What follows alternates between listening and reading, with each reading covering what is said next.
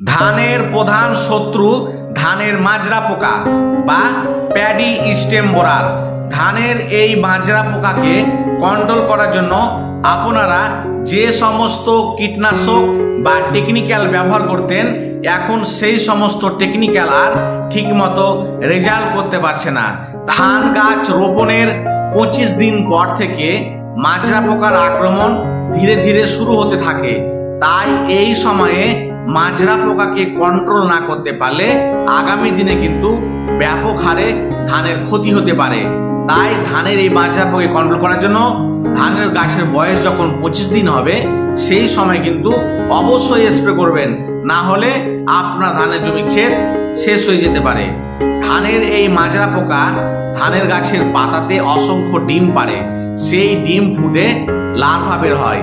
এই লার্ভাগুলি করে কি, গাছের যে কাণ্ড সেই কাণ্ডে ঢুকে গিয়ে আঁশ কুড়ে কুড়ে খায়, ফলে সেই ধানের শীষটি সাদা শীষ হয়ে যায়। ধানের মাজরা পোকাকে কন্ট্রোল করার জন্য অনেক রকম প্রোডাক্ট বা টেকনিক্যাল ব্যবহার করলেন। এখন আমি যে প্রোডাক্ট বা টেকনিক্যালের কথা বলবো, একবার ব্যবহার করি দেখুন, দুর্দান্ত কাজ পাবেন। সেটি হলো করমণ্ডল কোম্পানির ফ্যান্ডেল, যার টেকনিক্যাল ফেনথয়েড 50% ইসি, এবং টাটা র্যালিস কোম্পানির অ্যাসাটাপ, যার টেকনিক্যাল অ্যাসিফেট 75% এসপি। এই দুটি কম্বিনেশন একসাথে ভালোভাবে মিশিয়ে ধানের গাছে স্প্রে করলে ধানের মাজরার পোকার জন্য দুর্দান্ত কাজ পাবেন।